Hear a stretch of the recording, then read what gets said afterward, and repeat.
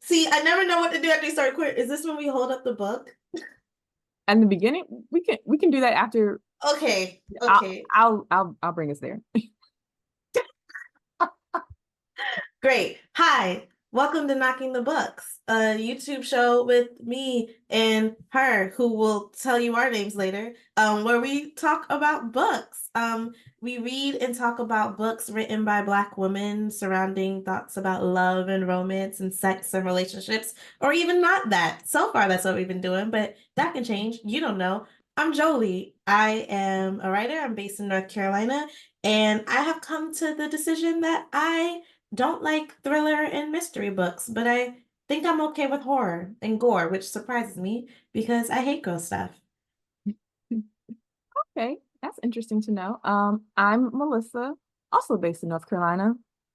I don't know what I am as far as career aspirations. That's another discussion for another. She a YouTuber, y'all. She doing it. All Like and right, subscribe.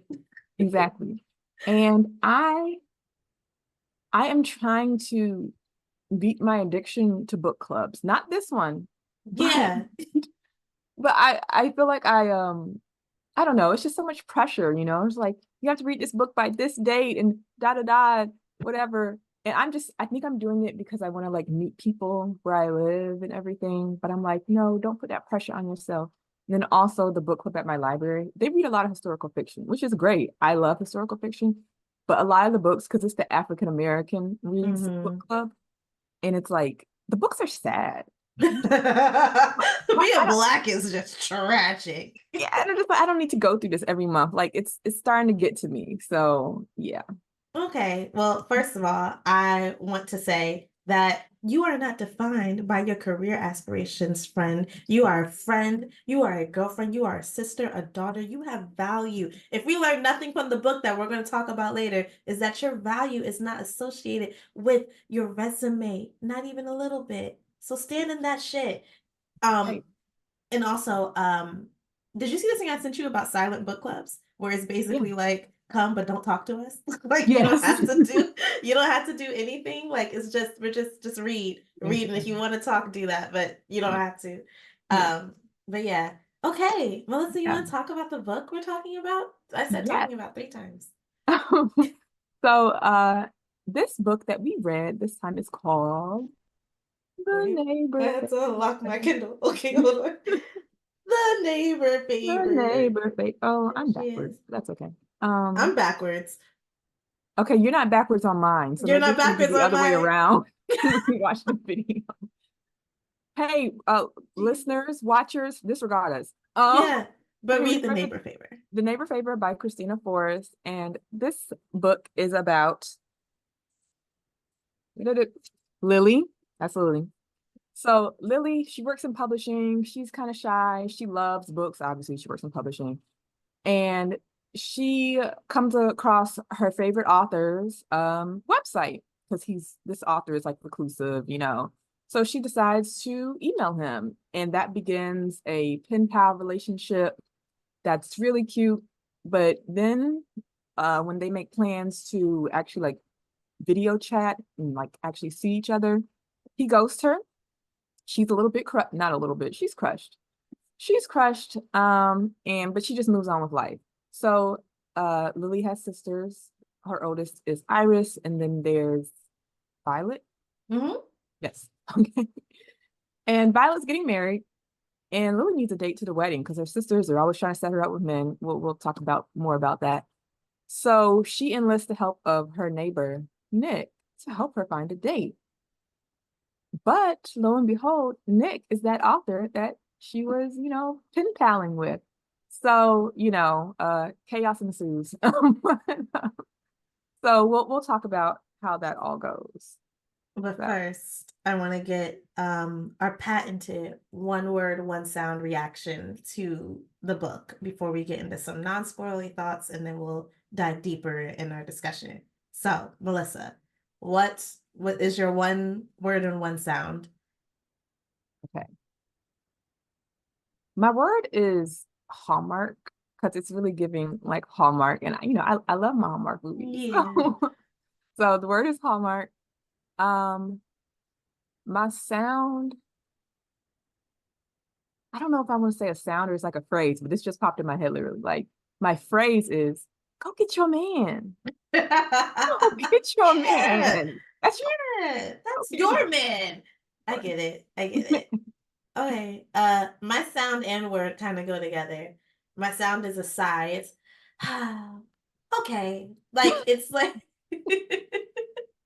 and that's not a sigh of like exasperation. That's a sigh of like relief. That's a sigh of like fucking finally. Like it's just like, it was a bit of a sigh of surprise. Like, oh, okay, like this did not the summary gives away a lot of what happens in the story, but there's still so much that happens Yeah. within the pages of this book. But overall, like what were your thoughts on this particular romance? I really like this book. And honestly, like I thought this was gonna be our last episode because I was like, we're gonna argue this episode because I don't think Jolie liked the book. Because when I text Because I you, never liked no, the because book. like I text you and I was like, oh, I love this book. And you were like, I don't I know. don't know. Because like the first part, the book is in two parts in the epilogue, and part one was sweet and really creatively written. It's written out in emails, but it was really hard for me to get through. Like I didn't want to read emails all day, like because that's what I do all day anyway. Like I don't want to do that. And I also found myself like because I know he's going to ghost her. I'm like, just get to it, get to it. And yeah, but as I continue going on throughout the book, even though like with a lot of romances, it's tropey and the ending is going to be happy. The plot is predictable, even though there were some parts that were not. I really just fell in love with all the characters. I loved Nick. I loved Lily. I loved her sisters. Even though they were side characters, they seemed truly fleshed out. Like their personalities were great. And I really just loved how organic and non-corny the story was. I think in romances it can be very easy to get like a little cheesy, but like I could see this happening like in real life. And I really enjoyed that it was a very grounded and also very, very sweet story. I'm not a monster. I like love. I think it's great. I was But like, she's cynical. I was like, she's being cynical. I know it. I know it. no, I was just the first part was a bit of a slog for me, but I did fly through the rest of it as No. Melissa did as well. Yeah, yeah. Okay. All right. Let's get into our discussion a Okay. bit. This is the part where we're going to go through some spoilers. So, here we go.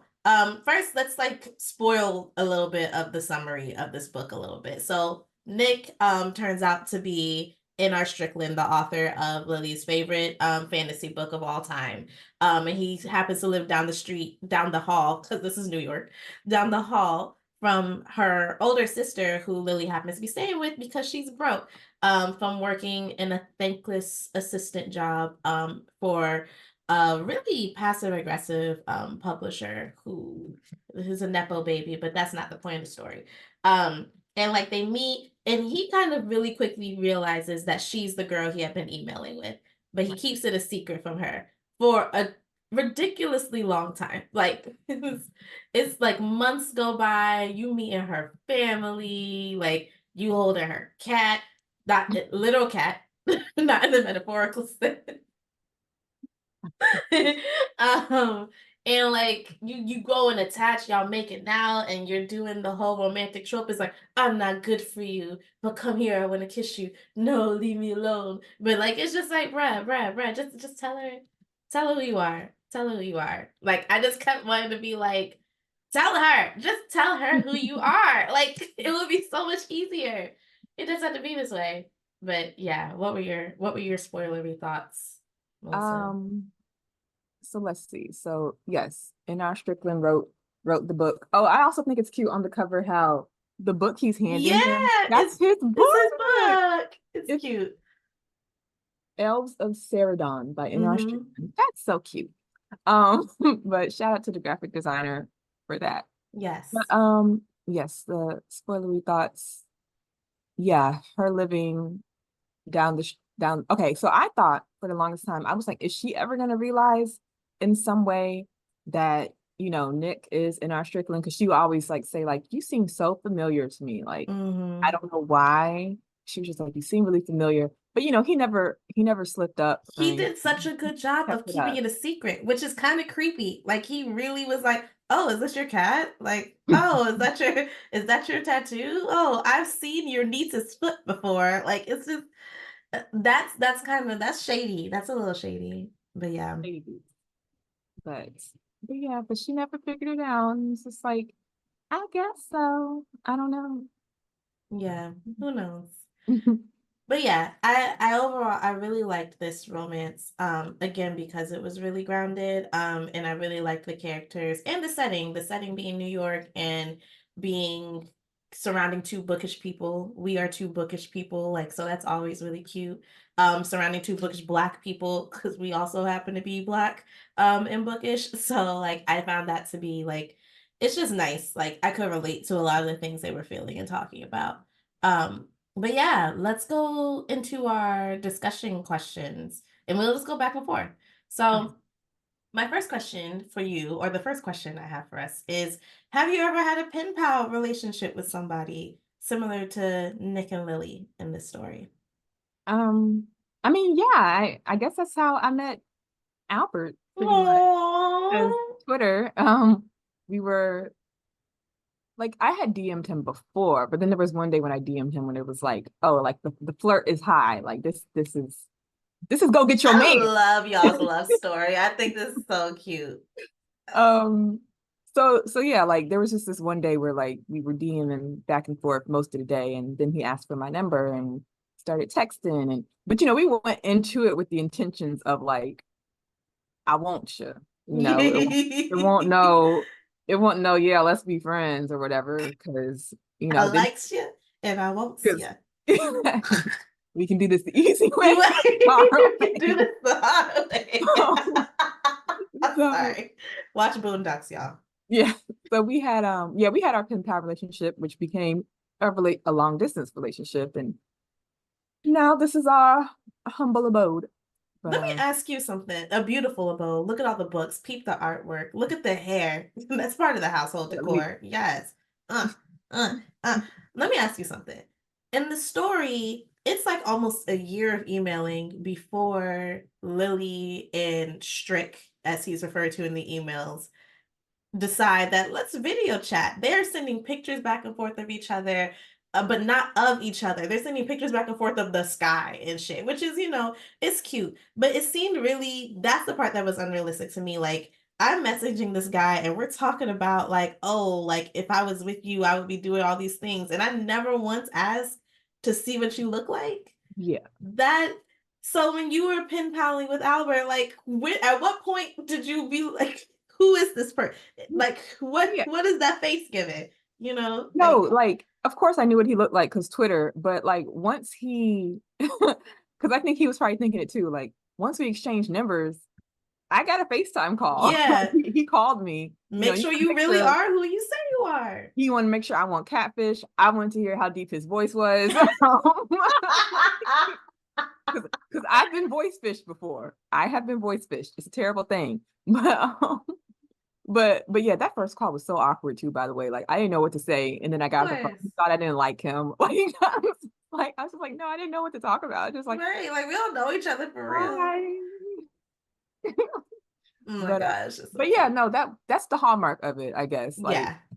because like and of course today a lot of people have their photo up on their email account. Like I Mm-hmm. know I do.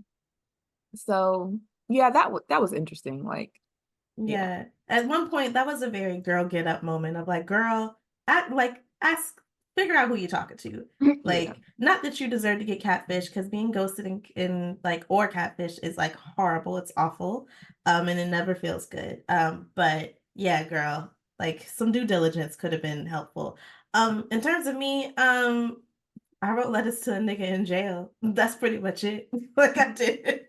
I don't think I've ever had a pen pal, but I do like to write notes. I am a very verbal affirmation, verbal communications, love language person. So the written word is kind of my preferred way of communicating with romantic partners. So yeah, if you want to be my pen pal, let me know. But don't. That would freak me out. Don't do that. Okay, let's move on. And so next, we're going to talk about the characters' relationships with their families. Lily, of course, is very close to her family, her sisters. That's a big part of her life. Nick slash Strick in our Strickland, whatever. He has a more different family dynamic. So background about Nick, he's a travel writer, or that's what he was doing before he moved into Lily's sister's building. He's a travel writer, traveling around the world, staying with different families, writing about what they do and this, that, and the third. So it's kind of a lonely life, but he's okay with that.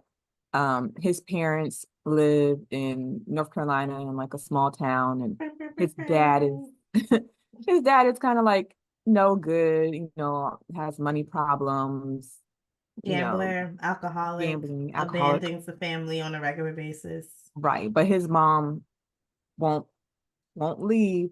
So he's kind of just like cut them off, gone, no contact for the most part. Sometimes he's in contact with his mom, but so that's his situation. But at some point in the book, Nick, he's getting these phone calls. He's not sure who they're from.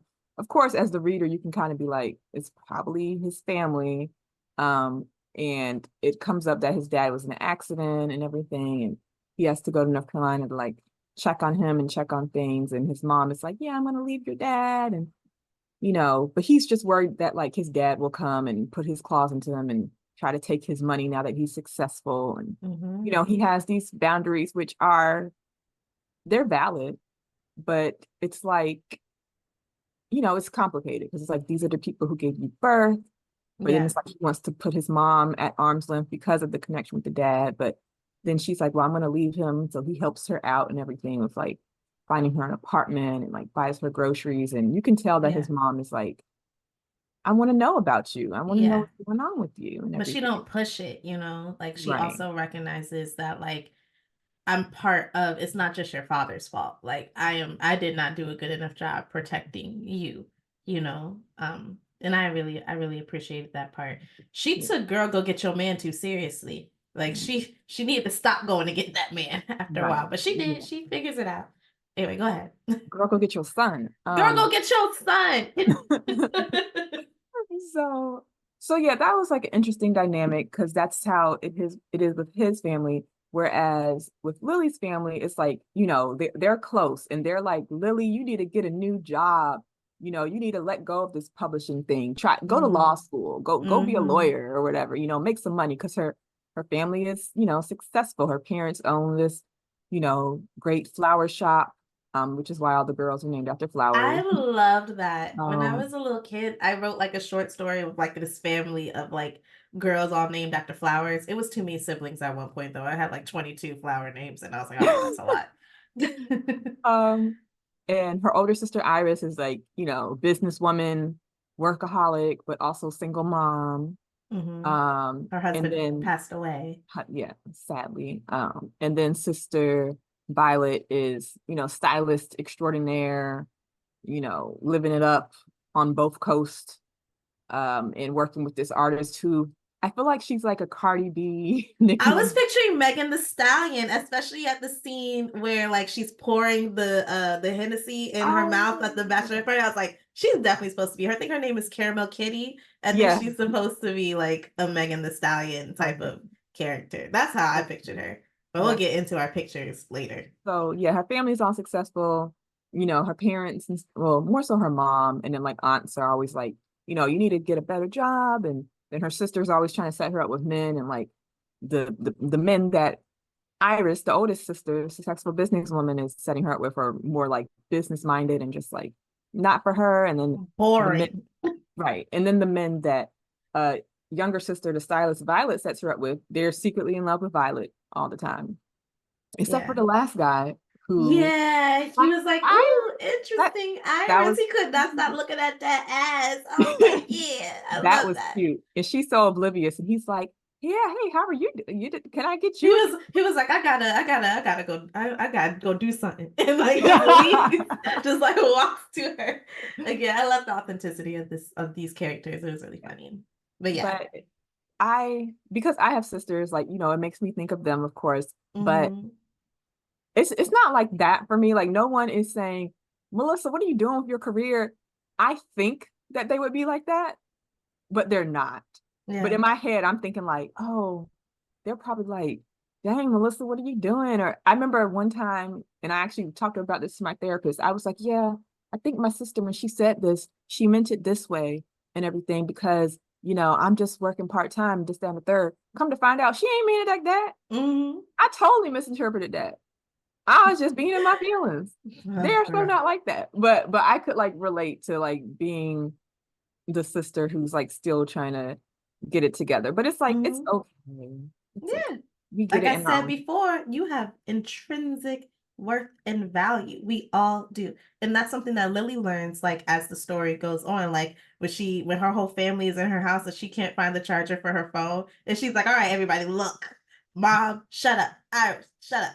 Violet, shut up. Like everybody, Tomcat, shut up. Like I am so sick of y'all telling me to go get a man, to go get a job, to go do this and go do that. Like I'm fine. I'm going to keep being fine. I'm going to keep trying. Like, even if it isn't fine, like, I will figure it out. I will take care of myself. I don't need that kind of help, but I do need your support. You know what I mean? And like, it was so easy. They were just like, okay, girl, like, we get it. Like, and sometimes you need to do that. I also grew up with sisters. I have one sister, two god sisters, and a little cousin who I grew up with, all five of us together.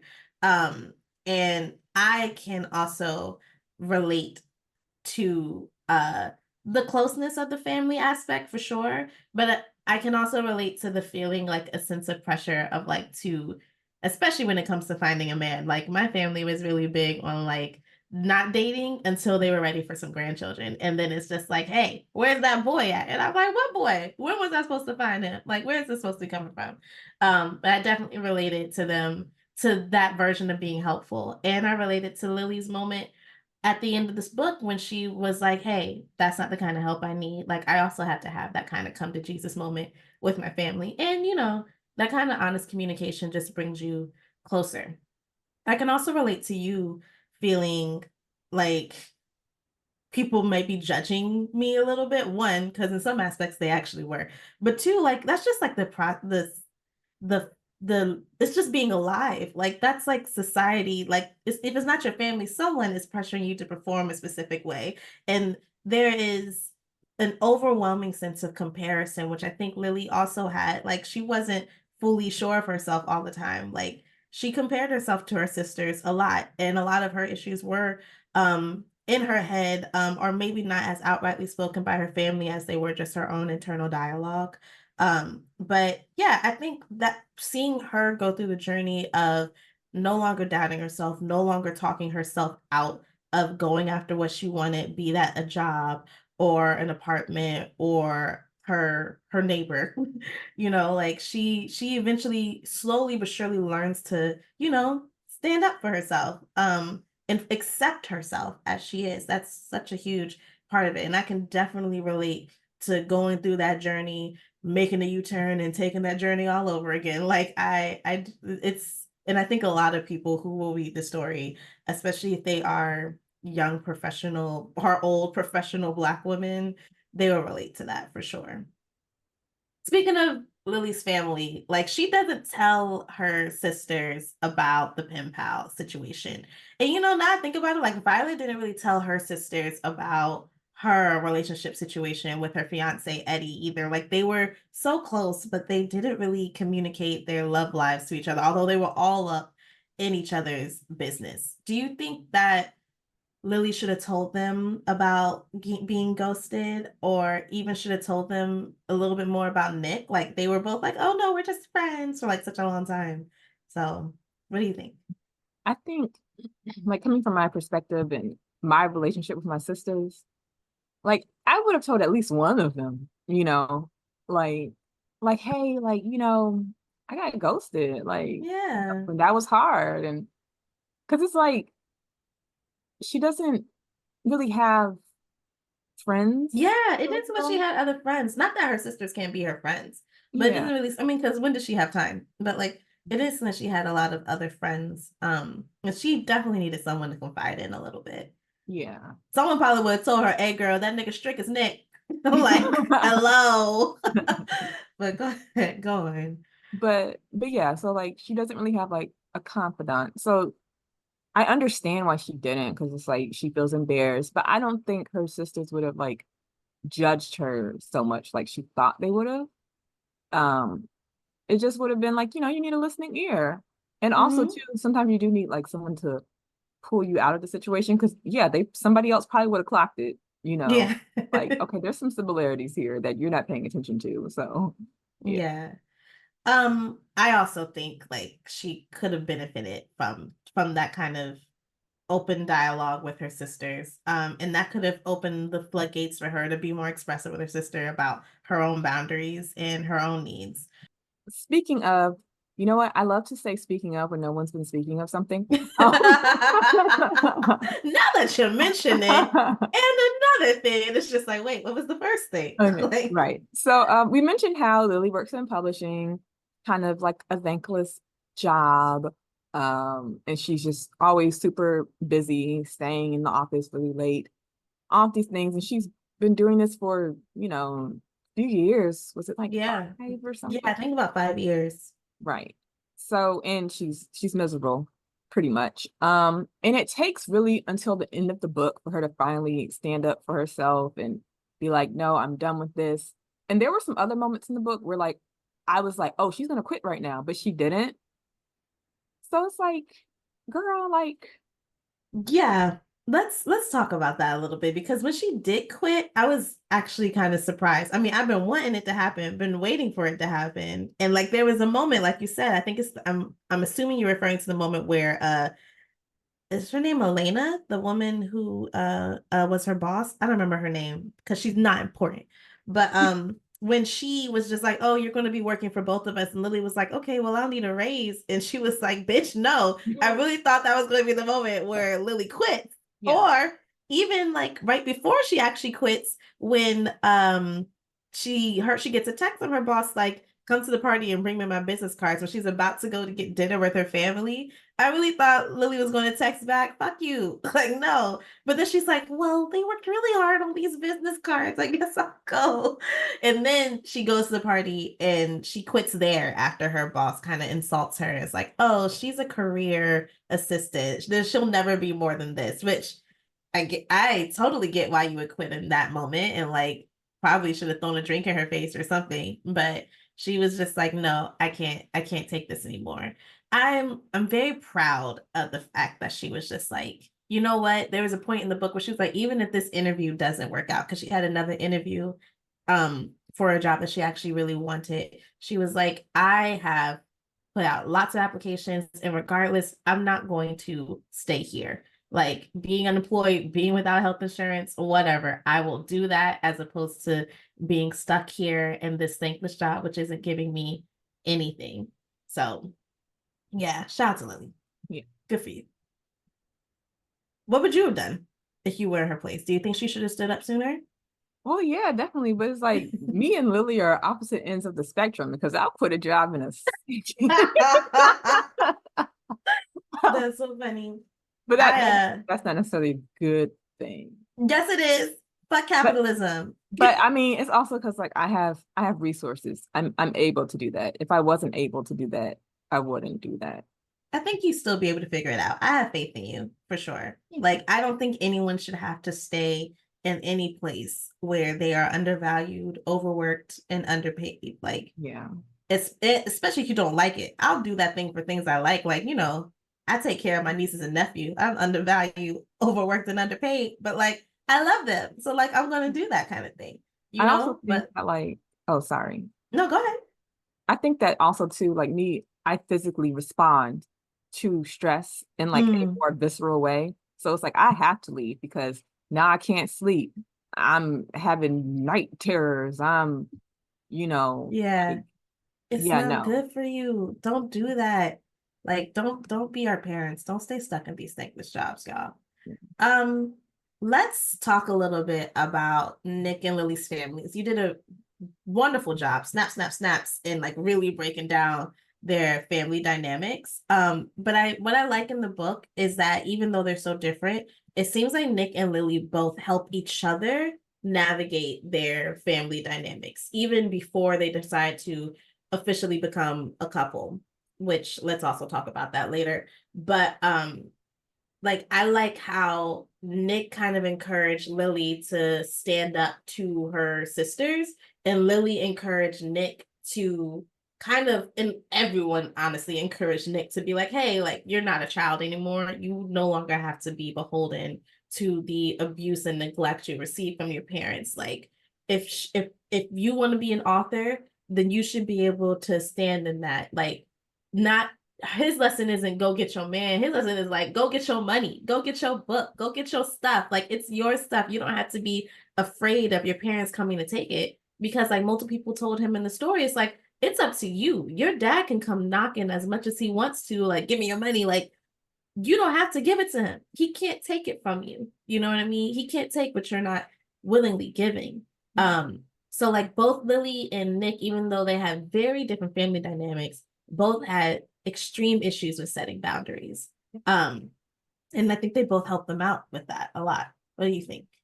Yeah, like, the whole reason why he used a pen name and has been so reclusive as an author is because, he didn't want his family to find him. And it's like, Lily has issues setting boundaries with her family.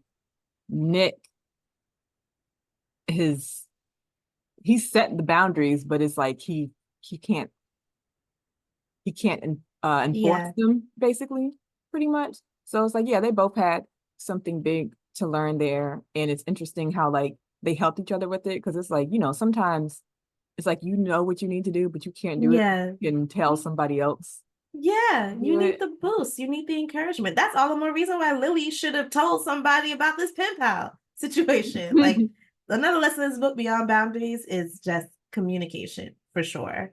I wanted to ask about the other characters in the story. Like we talked a lot about Nick and Lily's families. But Nick also has a really close friend named Marcus, who has a husband named Caleb, who live in what I pictured was a beautiful brownstone in Brooklyn. Like I wanted to go to their 70th disco party. And Marcus is Nick's old college roommate, and also like his closest friend and the agent for his book, who helped kind of bring his Elves of Ceradon book out of obscurity, and now it's like the next Game of Thrones, and it's been optioned for HBO, and now Nick is rich, and like he got sequels coming, he got to write another book, and it's putting a lot of pressure on him, but it's being really supportive. Meanwhile, Lily doesn't have a ton of friends. She spends a lot of time with her family, in their flower shop and with her cat Tomcat. And she also has coworkers. What was the girl's name? Was her name Dana? Daria? Delilah? Hey there, Delilah, what's it like in New York City? Oh, they are in New York City. What is that girl's name? Oh my gosh. Oh my God. There's I'm her going. name and the guy from England, His name is Oliver, Oliver. which I want to talk about him for a minute too. But no, Oh, let's is make it sure we cut Danny? this It's out. Danny. Danny, I thought it was Dana. I knew it was duh. It was done something. Yeah, so yeah, Danny the work friend. Let me re-enter that. And Lily, she spends a lot of time with her family, who she's really close to, and her cat Tomcat. But she doesn't have a lot of really close friends outside of her coworker, Danny, and then other coworkers who she's friendly with around the office. And then she meets a new guy whose name is Oliver, and he is a black guy all the way from London town. Actually, I don't know if he was from London. He's British. He's British.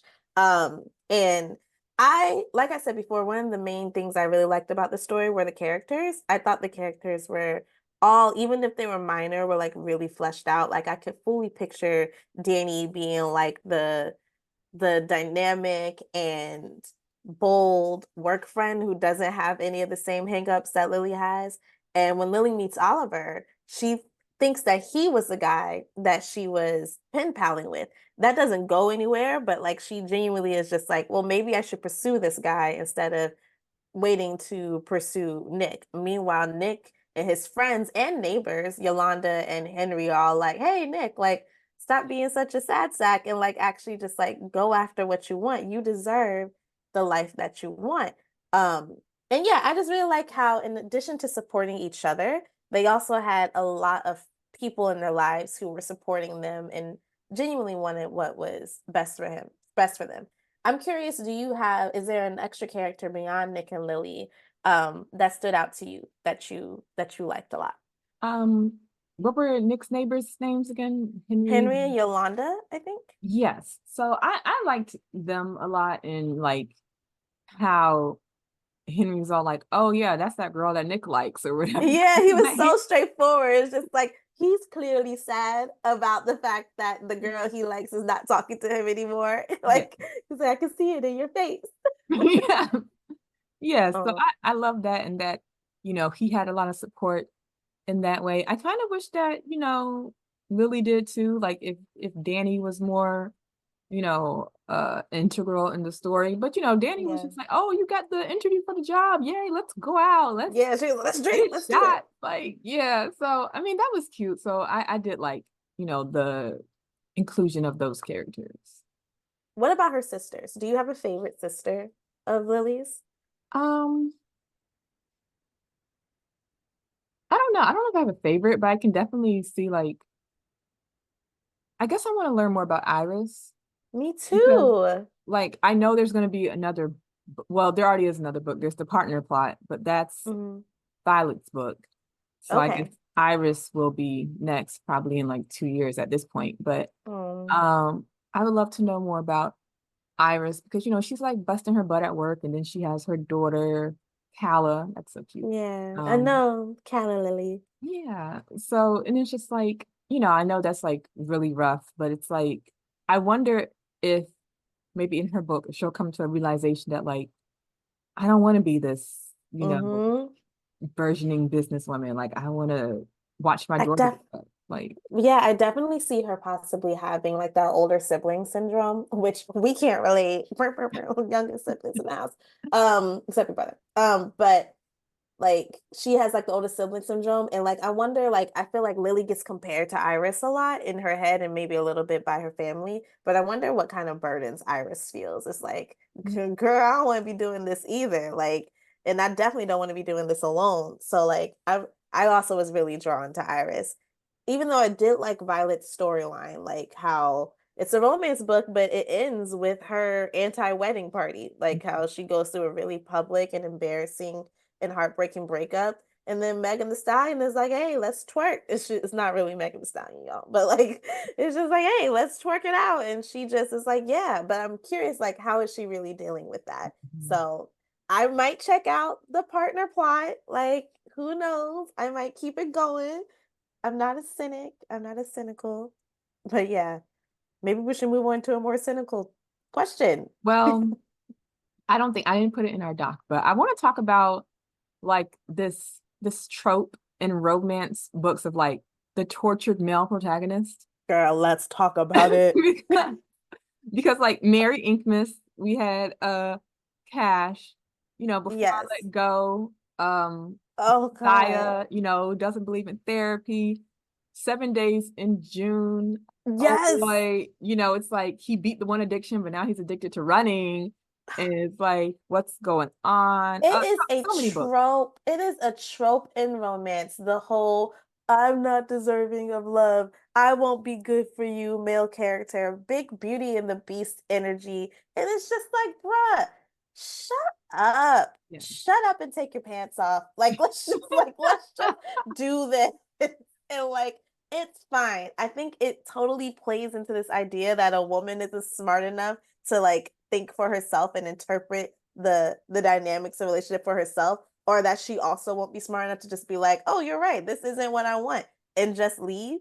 Like and then you're not sincere about it. You become even more of a bad guy because you're still pursuing said girl. I don't get Okay. the logic. I don't get it. I'm That's yelling. I'm exactly what I upset. wrote. That's exactly what I wrote in my notes. Because I was just like, Nick is worried about being like his father or his grandfather, who also wasn't shit. But I'm like, the more he tries not to be like those men, the more he is. Yes. Because like Yes. you have this girl on the hook, but then you're just like, yes, no. Like, Yeah, it's just what are we I doing? don't get it. I don't understand it. And speaking of being like his father, a whole nother question.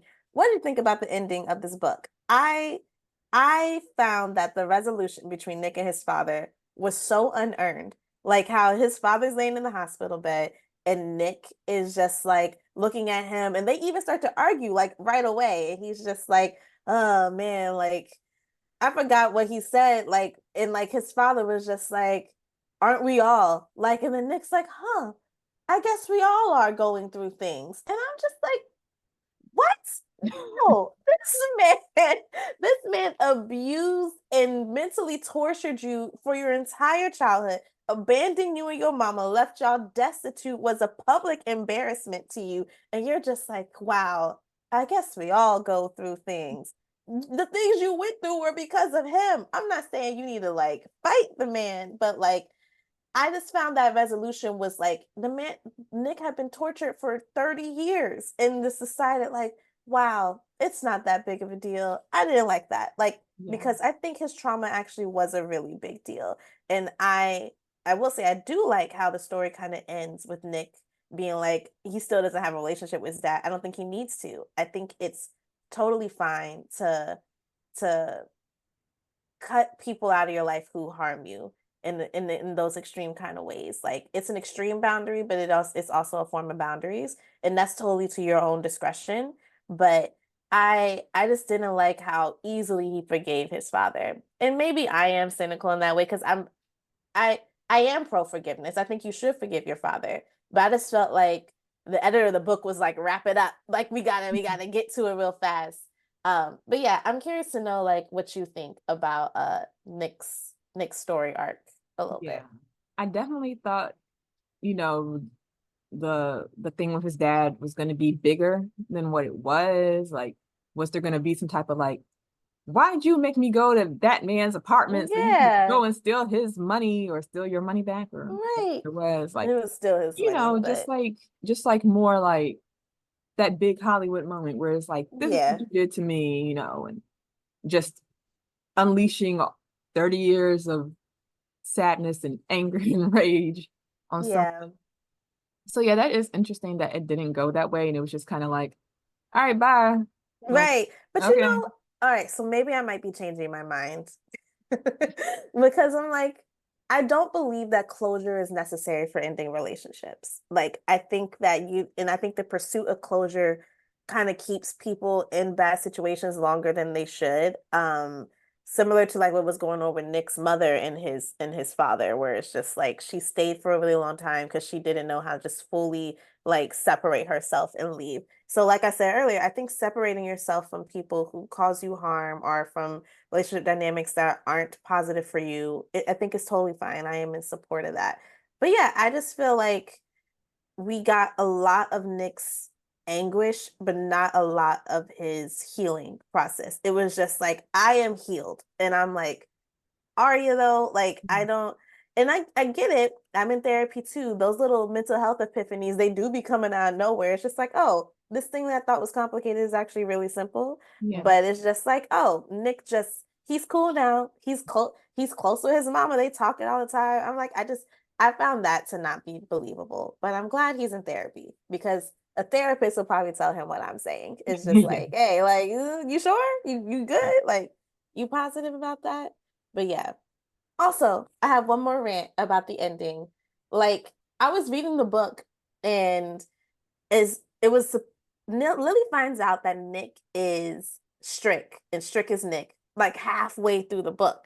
Like maybe like 2/3 through the book. There was like a whole chunk. My book was telling me my Kindle was like, you got an hour and 44 minutes left in this book. I was like, how? Like Yeah. Yeah. Yeah. she found out about him like pretty quickly. And I will say my one critique is that I feel like the plot kind of fell off like after that a little bit. Like they were just a couple now and they were having sex, great sex, really enjoyed the sex scenes, but like they were just a couple now. I thought I was like, oh, there's gonna be some climactic moment where like maybe like his dad like shows up or like Lily overhears him say something that like implies to her that he doesn't really love her like that. But it's just like, no, they were just in love and happy for like 45 pages. But yeah, I thought that was interesting. Like I found that to be like an interesting ending to the story. Like I thought we'd at least maybe get to see Lily go through the job hunt a little bit more. I don't know. I just felt like it ended like really quickly, but also like and not in a place where I thought it would have ended. But yeah, I mean, I that's all the guess cynicism I have today. I don't know. I guess there was some build up to them getting together because it was like, there was a lot of build up to them getting together, but then yeah. it was just like they were together, and then it was just like there's still so much more of this story left, and then like there was no more plot after that, like because now they're together, but now I'm just reading like 60 pages of them just being together, and I'm like, okay, and like that would have been time to really spend on Nick's healing process, similar to what we saw in Before I Let Go, my favorite book that we've read together so far, where we really get to see Khalil, is that his name? Josiah? Josiah. Who is Khalil? Josiah, is it, huh? Is the son cool? Maybe. I don't know. Josiah and Yasmin's healing process. We get to see their therapy journey, because like they get together again pretty quickly in their story as well, but that's not the end of the story. They still had to work on themselves. Yeah. And like we got to see a little bit more of like their interactions with the therapist, their internal dialogues of like wrestling with their past selves. I would have really liked to have seen more of that in the story, because both Lily and Nick were going through some serious things, some serious identity crises. Nick probably more so than Lily, although it's not trauma Olympics. But like I really would have liked to have seen them work through it, as opposed to like, well, your dick healed me. I'm great now. I don't have to all my issues aren't issues anymore. So yeah. I have a question for you. Okay. If you ran into a guy who ghosted you, like, or you found out, if you were Lily in Lily's situation, and like you were talking to this guy, and it turns out this is also the same guy that broke your heart, and he'd been lying to you for like 8 months or whatever, and you cut it off. You're like, this is crazy. I ain't doing this no more. If you were in the elevator when Nick got in the elevator at the when Lily is just like, you know what, I still want you, and like we're gonna do this, and then they're happily ever after. Would you have taken Nick back? Oh, okay. That's like the romantic in me is like, yes, because that's my man, da da da da. And Go like get your man. we've been through all of this, but I don't know, because like it was such a big lie. it's a big lie, and it's just like, for you, you make me look like a fool. Crazy. You embarrassed me, and you wasted my time, and like, Oh, yeah. So now it's like, okay, maybe I'll take you back, but I just feel like there need to be some steps to this. Like I feel like I need to be a little bit more colder. Like, I mean, she did kind of like, she was upset and didn't talk to him for a little bit, but then it was just like she just jumped back into it. yeah. So I'm like, maybe I need to be like, okay, we need to do this in steps. Like if you see me on the elevator, leave. Get off the elevator. This is my elevator. Like, let's I feel like coffee shop. I don't know. Like, I feel like that would have been a good time to introduce the whole Tomcat needs to go to the hospital dynamic, where he kind of earns his way back into her life. yeah. Like, I think that again, I think she forgave him really fast. However, I'm not gonna front with y'all. I want to be realistic. I probably would have done the same thing. Like, I get it. It's just like, you know what? Like, I'm so sick of being lonely every night when my man goes out with his homies. Like, I just wanna I just want to be in love. I just want to, she knew what she wanted. And she's like, you know what? Like, it doesn't matter. All those things happen, but you're still the person I want, which I think was really healing for Nick to hear, because he doesn't find himself deserving of relationships. I think it was helpful for him to feel like, hey, even if you do fuck up, like I'm not going to abandon you like your parents did. So I get it. But again, those last 60 pages of the book could have been spent on them, like, working through what happened between them happened, like working through Nick's, like, you was pathologically lying for like a year, homie. Like, that's crazy. Like, yeah. I would have loved to have seen Nick's work a little bit more. Yeah. I really would have liked to have seen it. Okay. You can ask what are that. our favorite and least favorite parts of the neighbor favor? I mean, I already sang a song, if we end up including that in the cut. But my favorite part was the music. I know it's a book, but like multiple parts of the book, the author was mentioning specific songs that were playing, or songs that she was listening to Jasmine Sullivan while she was working, and like they were playing certain music at Marcus and Kayla's party. And when they went to the club to celebrate Lily getting the job interview, and Nick shows up, they play Girls Them Sugar, and I was like, oh, these niggas is getting it. Like, I know they getting it on this dance floor. Everybody looking like, damn. Like, I know it. Like, because you can't not to Beanie Man. You gotta, like, and I was like, oh, I love that. Again, this like really grounded the story for me. Or like they play '03 Bonnie and Clyde when she does the fashion show, and I was like, he loves her. I know he's seeing her, and that music starts to play. He's like, oh shit. Like I really, really loved the music aspect, and I think it was such a creative addition to an already very good story. So what was your favorite part? So my favorite part is when Lily like realizes that she comes to the realization that she can't change a man. And I wrote this quote down because I was just like, yeah, like I was literally like that when I was reading it. So, you know, when he's going back and forth, like, oh, I can't do this, I can't be in a relationship, I'm not a good guy, da da da da. So it said she wished she could convince him otherwise, but she also knew that Nick was a grown man and he'd need to come to that realization himself. Yeah. So yeah, and it's like she thought that a relationship with Nick could work, but she knew better than to wait around for him to change his mind and see their potential. She promised herself that she wouldn't get caught up with Nick. Oh, and now look, she made a fool of herself again. But yeah, but it's like that was so Yeah. big So for grown, so her adult. to come to that, because like a lot of women don't. And I'm Mm-mm. just like, I love that that part was in this book because I just think I that's like so that. good. Like there might have been No. like so many women who needed to read that and be like, yeah, like no, like Yeah, I mean, like the story really was like grounded in reality. It's just like, hey, like a lot of romances kind of paint the main characters as like perfect. Like it's just like, oh, the girl isn't, she's not your average girl. She's not very pretty. I'm like, yes, she is. You know what I mean? And like the guy is whatever, is brooding and sensitive and only loves her, only treats her right, whatever. And like a lot of romances follow that trope and paint their main characters as like really perfect for each other. And there are a lot of things about Lily and Nick that were perfect for each other, but they were also very flawed human beings, especially Nick. And like I like how she's not trying to fix him. She's just trying to like love him through the process of fixing himself. Like I really like that. So, oh, one other thing that was a favorite for the book nerd in me and in all of us were all the different references to actual books, like A Wrinkle in Time and This Is How You Lose the Time War. And like I thought that was like there are a lot of great music and book recommendations in this story. So definitely worth checking it out if only for that. Do you have a least favorite part of the story? so I guess this kind of ties in with like us not getting Nick's healing journey in the book. So I just wondered this. I don't know if anybody else did, but like it's sort of in the beginning, when Nick he has dinner with his neighbors, Yolanda and Henry, and he ends up drinking too much. He goes a little too hard. He wakes up the next morning in Yolanda's bed, naked, Mm-hmm. and he's thinking like, "Oh my gosh, what did I do?" He didn't do anything, but it was just the fact that You that couldn't happened. remember.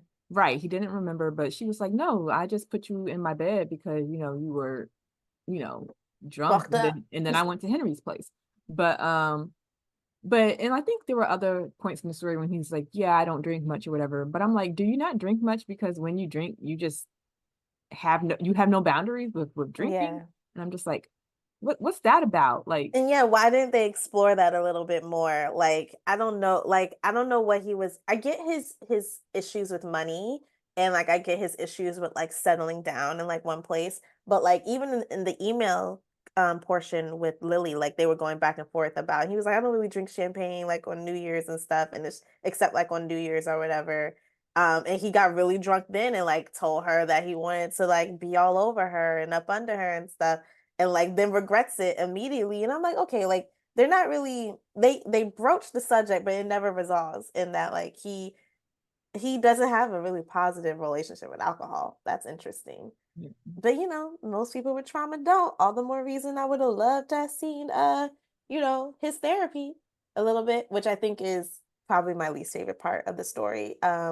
Is the resolution. Is that like I think Lily has a really good story arc, and I would have liked to have seen a little bit more of it, like with her starting, maybe not even starting work at her new job, but like really coming to realize that she also deserves good things in her life. Like I would have liked to have seen her getting the job and having someone tell her like you deserve this, or like her just having like a really big moment of like I deserve to go after my dreams as well. And my dreams are achievable.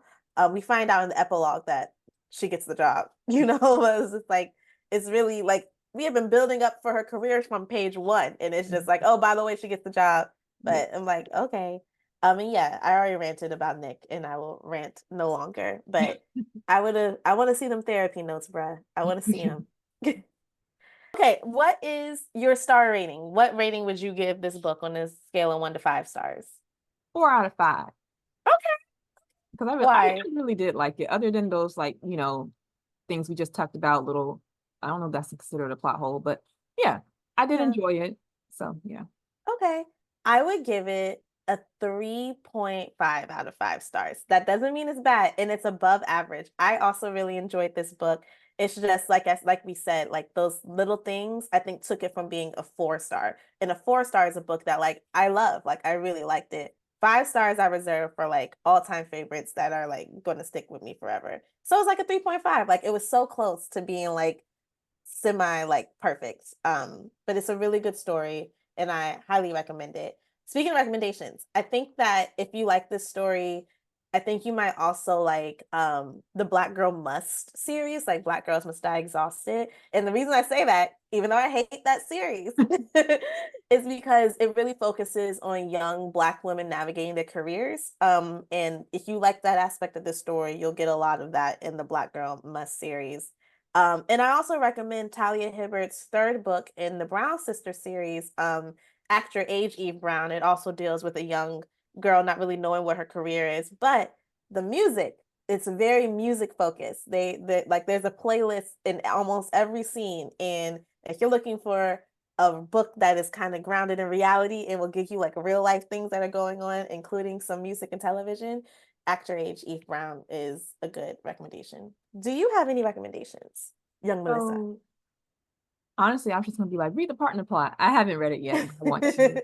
I want But to read it too. yeah, but also just because it deals with another Black girl character who works in publishing, I was thinking maybe the other Black girl, it's kind of Oh, that's a completely good one. different, but yeah, because it's not a romance at all. That's more of like a thriller, suspenseful type thing. Mhm. And that it kind of throws you for a loop in the end. It has like I feel like it has a polarizing as far as like ratings and stuff, because I kind of like that book, but just because it deals Okay. with Black girl in the publishing world and like navigating that. So Someone else recommended that book to me. I guess I'll read it and we can compare notes another time. So we typically wrap up. Are you Googling people? yes. I have to make sure I get names right. I gotta make sure I get the names right. I love it. Okay, so we typically wrap up our episodes by casting the characters of the books that we read with like real life people that we picture them as we were reading, or that we would see it playing them in a movie. I will go first. So okay, so for Lily, I pictured she's described in the book as being like dark, deep brown skin, curvy body, really short. Like she is slim, thicky. Like she not like, but her curves was poking in that jean dress in the fashion show with curly hair. All her sisters have like long curly hair. Um, and I pictured like skin tone and like face wise, I kind of pictured like Orion Destiny. Like I don't know what most people would know her from. I was introduced to her through Grownish, but I pictured Star? Orion Is she on Destiny. Star? Huh? Is she on that show Star? Yeah, I think she might have been on Star. But yeah, she's gorgeous. She's flawless. She also is like a little too skinny. So I also pictured with no such thing as too skinny. We don't body shame people around here. But in terms of character, I didn't see her as that thin. So I also pictured Aruche Opia. I don't know if I'm pronouncing her name correctly, but she played Coretta Scott King in the new series MLKX on National Geographic. Also recommend that. Please watch. It's so good. She's my favorite character or person in that show. But yeah, she is a young British actress, and like I find her to be completely gorgeous. But yeah, I pictured her for Lily. What about you, Melissa? Okay, so I I guess because I had the other black girl in the brain, um, this actress was in the show, the other black Oh girl, yeah. which I liked that show so much better than the book, and I hope they get a season People 2. said that, but go Yeah. ahead. But her name is Ashley Murray. Mm-hmm. Now she is skinny as well, but Whatever.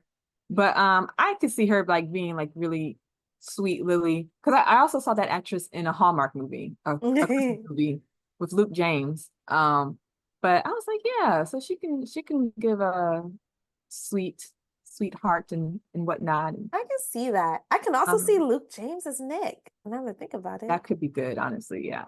Can I Um, also say I also pictured you and I as Lily? Like I was like inserting each because like we're both just broke people reading books. Like I really like was self-inserting a little bit in the story. And I think it fits. I think it totally fits. Okay, my Nick was a young Kadeem Hardison, like of a different world fame. Like, so yeah, can you see yeah, it? Like he got the yeah. glasses and he's weird, but he might also choke you a little bit. Like, yeah. I get Um, like cause she was like, damn, like who made you when she finally like saw him? And I yeah. was like, yeah, Kadeem Hardison. That was the moment I was like, yeah, that's it, that's it. Okay. I don't know if he's too young, but I was trying to think of like, a nice young black guy, brown guy. So I thought about Niles Fitch. I don't He know who was, that did is. you watch This Is Us?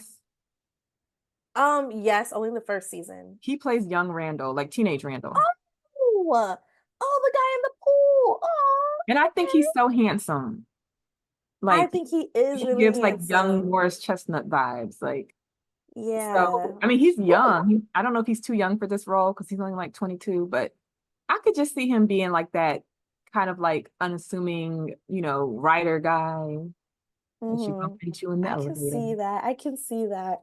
Did you cast anyone else? I only other person I casted was Oliver, as like a young Kendrick Sampson who played Nathan on Insecure, like but British. Like, can't you picture him like with a British accent? Yeah, so cute. Oh my gosh, That's yes. and like maybe I associated him with like the guy who's kind of sneaking in and going to ruin the relationship between the other two characters. But yeah, but did you cast anybody else in your head for I sisters or did anything? not. I did not. And like I'm trying to think of like somebody for Iris because I'm like, okay, she's given like strong, powerful black woman. And like they're giving me like Deliver Us from Evil Sisters. Yeah, They're giving me yeah, Dangerous Girls all the way. So I'm like, yeah. is it Gabrielle Union or is it what's the other sister, that actress? I Essence think her name was, Atkins. I was thinking like maybe the other sister, the one who was like really spiritual. Is that Oh, Robin? Is her name Robin Lee? I want to say that's her name. yeah. Now that I think about it, I'm also picturing why am I forgetting her name? She was in Waiting to Exhale. She played she played also, you're right, her name is Robin Lee. Okay. Um, but or maybe I'm thinking her name is Lee because her name was Lee in Half Plenty, which is also a great movie. But and she would be good. She would be good for Iris. I'm also thinking of she played Leela Rashan. Like she again, people who are way Oh, too old, but like Waiting to Exhale version of Leela Rashan. yeah, yeah, Like that age range, I could see her like just like really cute and unassuming, but like I can also be the boss because she was like always in her little business suits and stuff. yeah. And now that I'm thinking about it, like the sister, Violet, I'm picturing Yvonne Orji, like again, a young Yvonne Orji from Insecure. Like I Mhm. can see her cutting loose a little bit. I would like to see her cut loose a little bit for Yeah. sure. Do you want to tell the people our next book? Yes, very excited. We're finally getting into, do people call this a series? I've heard the phrase duology. No, because if they don't tell me Hendrix's story, I'm gonna lose it. It needs No, to be yeah, a 'cause it's not a duology, right? It's going to be 3 books.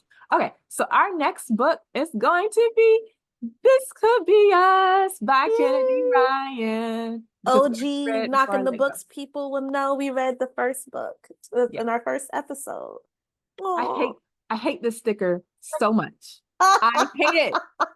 Why? Don't put stickers on my book. I don't care that No, it's I don't on like it. exclusive. And I I got was like my pink flowers, but whatever. Yeah. Oh, Oh, pink you flowers. did get the pink flowers. I didn't get it. I Who got gold cares? flowers. But Who yeah, who cares? Who cares? I don't want the sticker. I know. I'm sorry. I hate that too. Stop doing that. Things that authors need to stop doing. Permanent stickers on books. The awards things. Put that stuff on the inside cover. Or like you know how some of them have covers where like it doesn't cover the whole book, like it's like a little peel back to the side.